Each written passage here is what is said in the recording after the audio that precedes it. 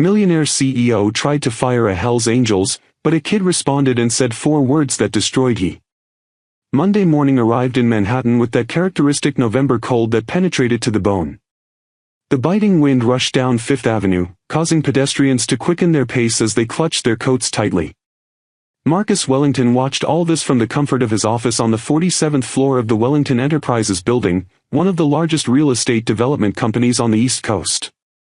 Marcus was 52 years old, with gray hair perfectly combed back, and an Armani suit that cost more than most people made in a month. He had built his empire from scratch, as he liked to repeat in interviews, although he conveniently omitted the loans from his father-in-law and the questionable contracts that paved his way. For Marcus, the world was divided into 2 categories, those who commanded and those who obeyed. He was firmly in the first category and intended to remain that way. On this particular morning, Marcus was particularly irritated. His assistant, James, had just informed him about a problem at the construction site in Red Hook, Brooklyn.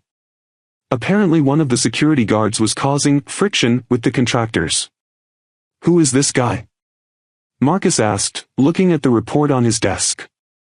"Tommy Rizzo, sir. He's been a security supervisor for 8 months. Veteran, ex-Marines, impeccable references," James replied, adjusting his glasses nervously. "So what's the problem?" "Well, sir, he refused to turn a blind eye to some irregularities on the construction site. Safety violations, workers without proper documentation, that sort of thing. The contractors are complaining that he's falling behind schedule." Marcus let out a dry laugh. "Behind the schedule? This project is already 3 weeks behind schedule. Every day that passes costs $200,000. And he's worried about paperwork? Sir, the violations are serious. If OSHA shows up." "OSHA isn't going to show up, James. It never does. And you know why. Because I have the right people in the right places. This Rizzo needs to figure out how things work or find another job. Schedule a meeting with him. Today. At 3 o'clock. James hesitated. "Sir, there is something else you should know about Tommy." "What?" "He's a member of the Hells Angels. There are pictures of him with the vest, the motorcycle, everything. I did a deeper check after the contractors complained." Marcus leaned back in his Italian leather chair, a predatory smile appearing on his face. "Hells Angels? A criminal biker working for me? That's perfect. I'll use it against him if he doesn't cooperate. Set up the meeting, James. And alert security. I want 2 guards in the room." Tommy Rizzo parked his Harley-Davidson in the garage of the Wellington building at 2:45 in the afternoon. At 41, Tommy had the physique of someone who took life seriously, broad shoulders, arms covered in tattoos that told stories of a life lived without regret, and a look in his eyes that had seen too much. His black leather jacket hid the Hells Angels vest he had worn with pride for nearly 20 years. He knew this meeting would not be pleasant. Tommy had worked on construction sites long enough to know a corrupt boss when he saw one. The safety violations at the Red Hook project were not mere oversights, they were deliberate choices to cut costs and increase profits. Tommy had seen workers nearly die because of inadequate equipment and poorly installed scaffolding. He couldn't just pretend nothing was happening. When he entered Marcus' office, 2 security guards were already positioned near the door. Marcus was sitting behind his massive desk, with a laptop open in front of him showing what appeared to be a financial presentation. "Mr. Rizzo, thank you for coming," Marcus said, without looking up from the screen. "Sit down." Tommy remained standing. "I prefer to stand, thank you." Marcus finally looked at him, assessing the man in front of him with the same gaze he would use to examine defective merchandise. "As you prefer. I'll get straight to the point. You're causing problems at the Red Hook site. The contractors are complaining that you're delaying work with your concerns. My concerns are safety violations that could kill someone, Mr. Wellington. Uncertified scaffolding, workers without proper protective equipment, exposed electrical wiring. This is not a game. This is all temporary and will be resolved before the final inspection. You need to understand that we are in a business where time is money. Every day of delay costs a fortune. And every workplace accident costs a life. I will not sign false reports saying everything is fine when it is not. Marcus stood up, walking around the table with measured steps. Mr. Rizzo, I'm going to be straight with you. I've researched your background. You're a member of the Hells Angels. A criminal organization, according to the FBI. I could easily use that as justification to terminate you for cause. But I'm a reasonable man. I'm going to give you a choice. You cooperate and keep your job, or you keep being difficult and I guarantee you never work on any construction site in New York again. York. Tommy felt anger rise in his chest, but he kept his voice calm. The Hells Angels are a motorcycle club, Mr. Wellington. Yes, some members have had trouble with the law. But I served my time in the Marines, served 3 tours in Iraq, and came home with honors. I work hard, I follow the rules, and I won't compromise the safety of workers for the sake of your schedule or your profit. Then you're fired. Get your things and leave the building. You have 15 minutes. You're going to regret this. Marcus laughed. Threats now. This only confirms that I made the right decision. Guards, escort Mr. Rizzo to the exit. When Tommy arrived downstairs, he found his son, Jake, waiting in the lobby. The 11-year-old was supposed to be at school, but Tommy had allowed him to skip his last class to visit him at work. It was a special treat because Jake had gotten excellent grades on his last report card. The boy had the same intense blue eyes as his father and a smile that lit up any room. Dad! Finished early? Jake asked excitedly. Something like that, champ. Let's go home. What happened? You look upset. Before Tommy could respond, Marcus Wellington stepped out of the executive elevator, speaking loudly on the phone. He saw Tommy and Jake and made sure to pass by them, pushing Jake aside without even looking at the boy. Jake stumbled but didn't fall. He looked at the man in the expensive suit and said, loud and clear, "You should apologize, sir." Marcus stopped and turned around, phone still in his hand. What did you say, boy? Jake, fearless, repeated, "You should apologize, sir." You pushed me. Marcus's expression changed from irritation to something close to contempt. Listen here, kid. Your dad just got fired because he doesn't know how to follow simple orders. Maybe you should learn from his mistakes and understand that in this world, people like me don't apologize to people like you. The lobby was silent. Several employees passing by stopped to observe the scene. Tommy put his hand on Jake's shoulder, ready to pull him away from the situation, but the boy wasn't finished. My dad taught me that character has nothing to do with money, Jake said, his voice firm despite his young age. He taught me that real men admit when they make mistakes and treat others with respect. If you don't know how to do that, then all your money is worthless. Marcus felt his blood boil.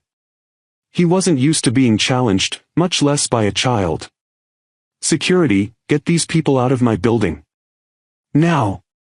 But before the security guards could move, a voice echoed through the lobby. I wouldn't do that if I were you, Wellington. The voice belonged to Richard Morrison, a 65-year-old man with a military bearing and eyes that seemed to assess everything around him. He wore a simple but well-tailored suit and carried a weathered leather briefcase.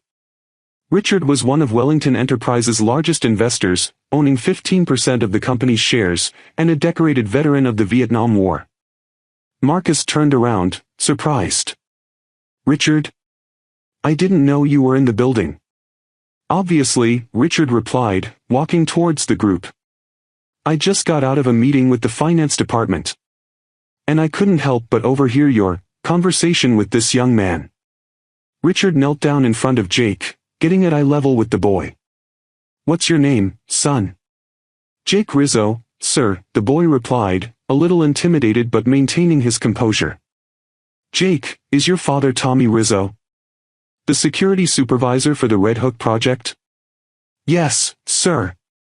But he just got fired. Richard stood up and looked at Marcus with an expression that made the CEO feel uncomfortable for the first time in years. Marcus, can we talk privately? Now? Richard, that's not necessary. It's just a personnel matter. It wasn't a question. My office. 5 minutes. Richard had a temporary office on the 12th floor, which he used when he needed to spend long periods of time overseeing investments. He gestured for Tommy and Jake to follow him as well, which made Marcus even angrier. In the office, Richard closed the door and pointed to the chairs. Everyone feels it. Marcus, you too. Richard, with all due respect, you may be a great investor, but you have no authority over my HR decisions. Shut up and sit down, Richard said with a firmness that brooked no challenge. Marcus sat up, but his face was red with suppressed anger. Richard turned to Tommy. Mr. Rizzo, tell me what happened. From the beginning. Tommy explained the entire situation, the security breaches, his refusal to falsify reports, the firing, and the incident in the lobby. Richard listened intently, making occasional notes on a pad. When Tommy finished, Richard looked at Marcus. Is that true? Are you cutting corners on security on the Red Hook project? These are temporary measures to maintain the schedule. It's nothing serious. It's nothing serious. Marcus, do you have any idea what would happen if someone died on that construction site? Not just financially, but legally. You would destroy this company. I'm managing the risks. You're not managing anything. You're creating a ticking time bomb. Richard slammed his hand on the table. And to make matters worse, you fire the only man brave enough to do the right thing? And then treat a child with contempt? Marcus tried to regain control of the situation. Richard, you don't understand the pressure I'm under. Investors are demanding results, the board is breathing down my neck, and I'm one of the main investors, Marcus. And I'd rather lose money than lose my integrity. Or the lives of innocent workers. Richard turned to Tommy again. Mr. Rizzo, do you have documentation of these security breaches? Yes, sir. I photographed everything and kept copies of all the reports before I was asked to change them. Excellent. Send everything to my email immediately. Marcus, you are suspended from your duties as CEO, effective immediately, while I conduct a full investigation into this project and any others that may be compromised. Marcus stood up abruptly. You can't do that. The council would never approve. The board will approve when I present evidence that you're putting the company at risk of multi-million-dollar lawsuits and possibly criminal charges. I have friends at OSHA, Marcus.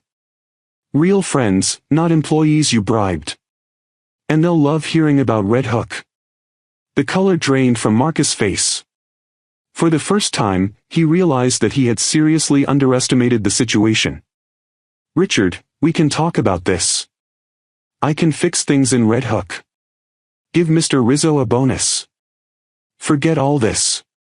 Too late for that. You got your chance when Mr. Rizzo came to you with legitimate concerns. Instead of listening to him, you fired him and threatened him.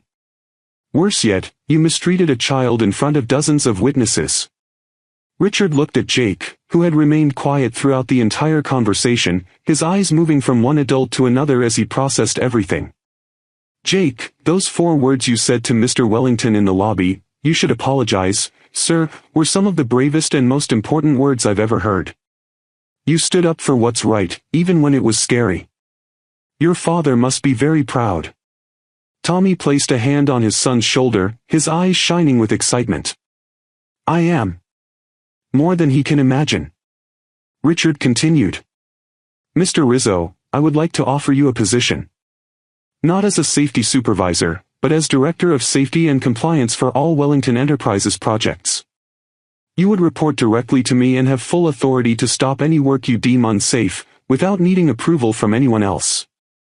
The salary would be 3 times what you currently make, with full benefits. Tommy was speechless for a moment. Sir, I don't know what to say. Say yes. This company needs men like you. Men with backbone and principles. The fact that you're a hell angel? That doesn't matter to me at all. What matters is your character, and you've just proven that you have more character than most people I know. Then yes. I accept. Great. You start tomorrow. Your first project will be a complete safety audit of all of our construction sites. No exceptions, no interference. Richard turned to Marcus. As for you, we have a board meeting on Friday. I suggest you hire a good lawyer. Marcus walked out of the office like a defeated man, his arrogance replaced by a growing sense of panic. In the hallway, he passed several employees who had witnessed the scene in the lobby. They now looked at him differently, not with fear or respect, but with something close to contempt. That night, Tommy took Jake to dinner at a small diner in Brooklyn that they had been going to since Jake was little. The place was simple, with red vinyl benches and a counter where you could watch the cook at work. They sat at their favorite booth by the window. "Dad, was what happened today real?" Jake asked, dipping a fry in ketchup. "It was very real, champ. You did something incredible today.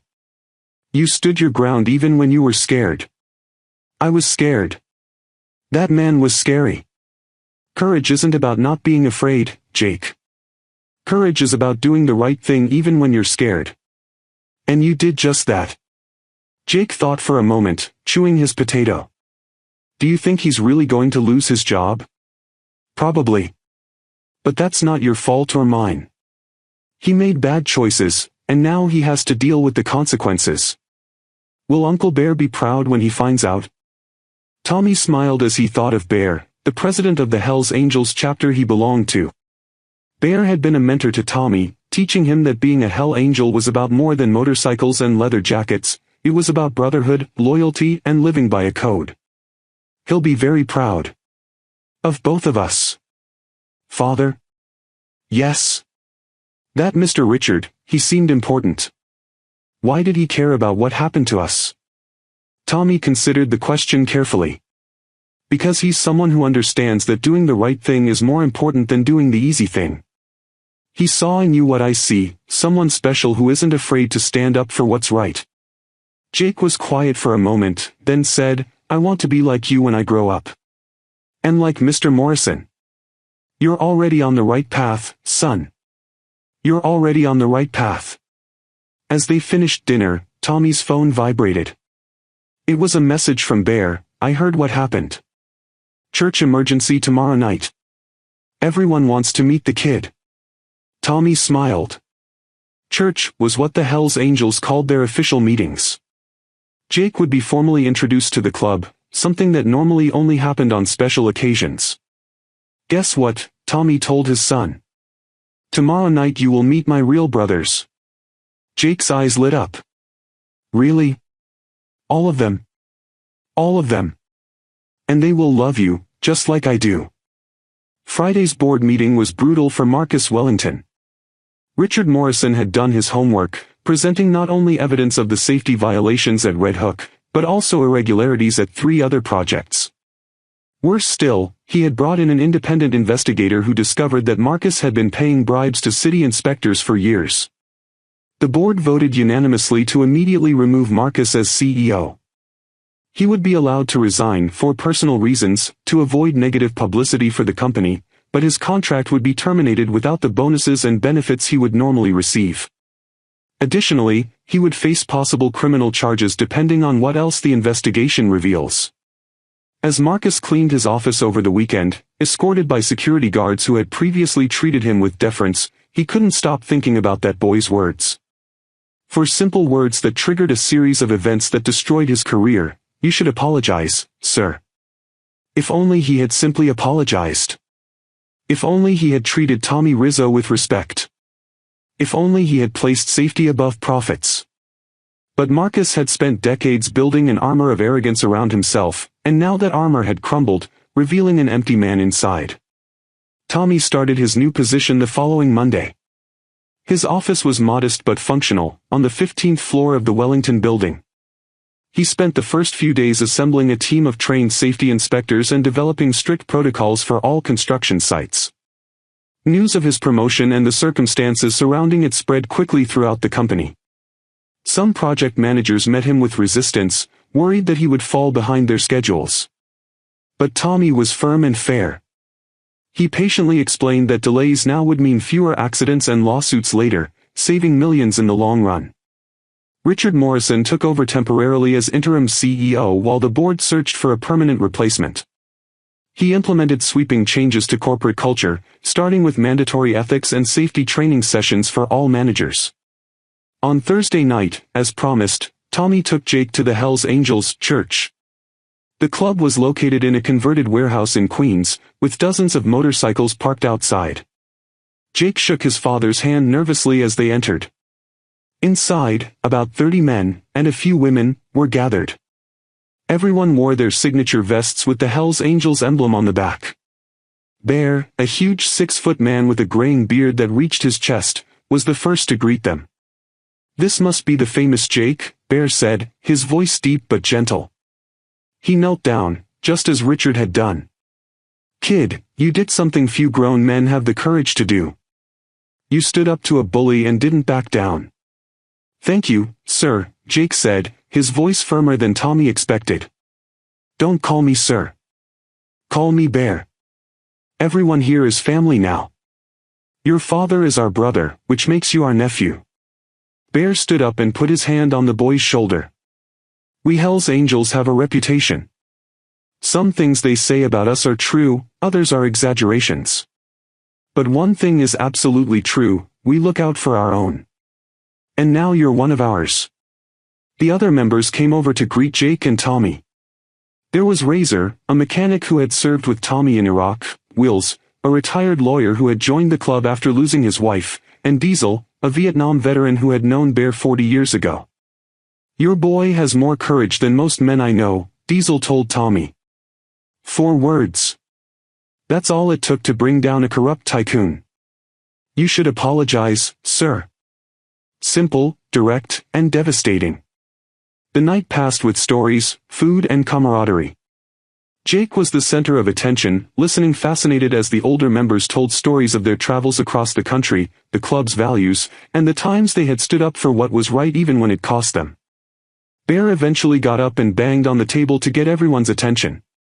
"Brothers and sisters, we have a young man here tonight who embodies our values. Loyalty. Courage. Integrity. Jake Rizzo is not a member of our club, he is too young for that. But he is family. And like family, he has our protection and our respect." Everyone banged the tables in approval, a thunder of sound that had Jake grinning from ear to ear. Over the next few weeks, Tommy's life found a new rhythm. He dedicated himself intensely to his new role, discovering more security breaches than he had imagined. Some managers tried to get around him or complain to Richard, but Richard supported Tommy completely. "If Tommy says it's not safe, then it's not safe," Richard would tell anyone who complained. End of discussion. Jake returned to school a minor local celebrity. The story of what happened at the Wellington building had spread, amplified by social media and by an article in the New York Times titled "For Words That Toppled a CEO." The school even invited him to speak at an assembly about the importance of standing up for what is right. Marcus Wellington, meanwhile, faced the reality of his downfall. His wife had filed for divorce, citing years of emotional neglect and prioritizing work over family. Many of his country club friends have disappeared. He lost his place on the boards of several charities when his reputation was tarnished. One cold December afternoon, Marcus found himself sitting alone in an Upper West Side cafe. He had just left a meeting with lawyers, discussing a deal with prosecutors to avoid prison time in exchange for testifying against other corrupt executives and paying heavy fines. As he stirred his coffee, he saw through the window Tommy and Jake walking down the street, laughing about something. Jake was wearing a new hat and carrying a school bag. Tommy had his arm around his son's shoulders. They looked happy. Genuinely happy in a way Marcus had never experienced with his own adult children, who now barely spoke to him. Marcus felt something he hadn't felt in years, genuine shame. Not shame for being caught, but shame for who he had become. That boy had seen something in him that he hadn't seen in himself in decades, a lack of basic human decency. Impulsively, Marcus got up and left the cafe. "Mr. Rizzo," he called. Tommy turned, immediately tense as he recognized Marcus. He placed Jake behind him instinctively. "I'm not here to cause trouble," Marcus said quickly, throwing up his hands. I just I need to say something. Then say it and go away, Tommy replied, his voice firm. Marcus looked at Jake. You were right. That day in the lobby. I should have apologized. To you and to your father. And to all the workers I put at risk because of my greed and arrogance. He took a deep breath.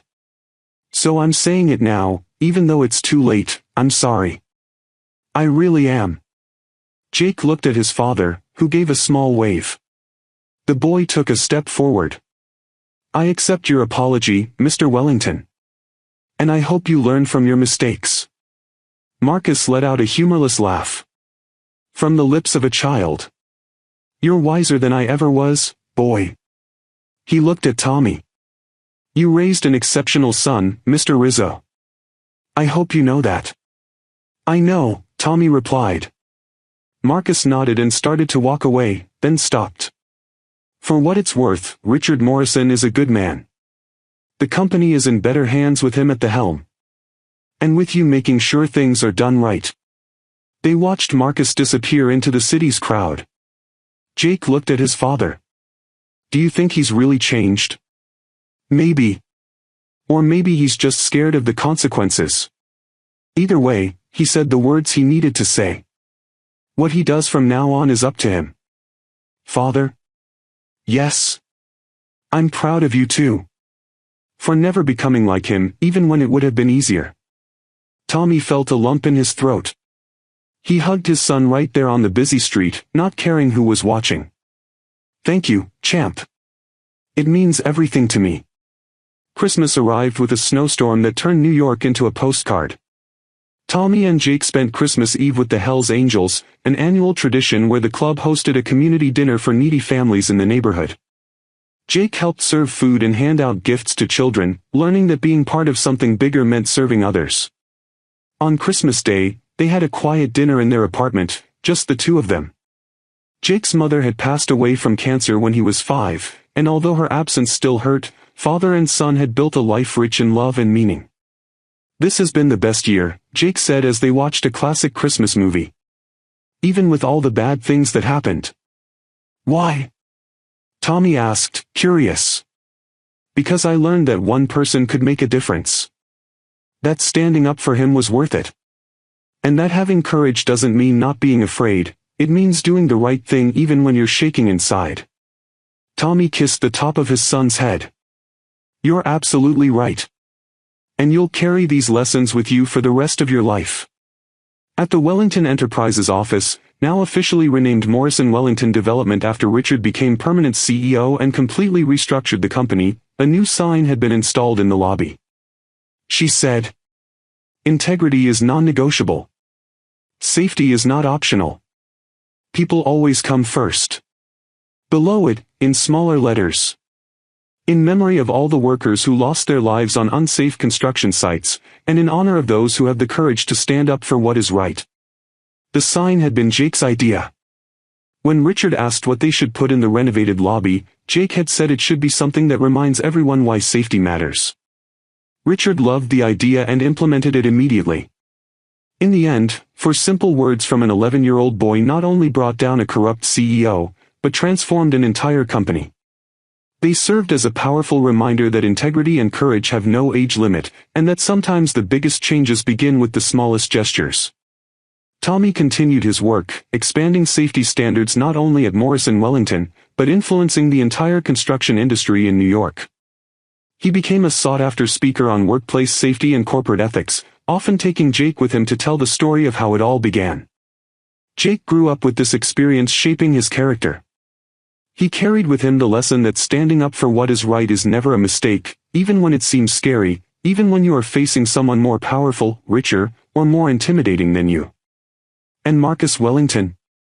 He served his community service sentence, paid his fines, and eventually found work at a much smaller consulting firm, with a salary that was a fraction of what he used to earn. He never got his old life back, but something changed in him that day on the street when he apologized. He began to treat people with respect, to value integrity over profit, and to try to be the man he should have been from the beginning. Years later, when Jake was in college studying security engineering, he received an email from Marcus. It was short and simple. Jake, I saw that you are studying to make buildings safer. It made me think of that day so many years ago. Your 4 words changed my life, not immediately, but eventually. Thank you for having the courage I didn't have. I hope you continue to make the world a better place. Marcus Wellington. Jake showed his father the email. Tommy read it and smiled. Sometimes people change. Not always, but sometimes. Do you think he's really changed? I think he's trying. And that's all we can ask of anyone, that they try to be better than they were yesterday. The story of Jake Rizzo and his 4 words has become an urban legend in New York, told and retold in bars, offices, and construction sites. She inspired others to stand up for what was right, not to accept corruption or unethical behavior, and to remember that true power comes not from money or position, but from character and courage.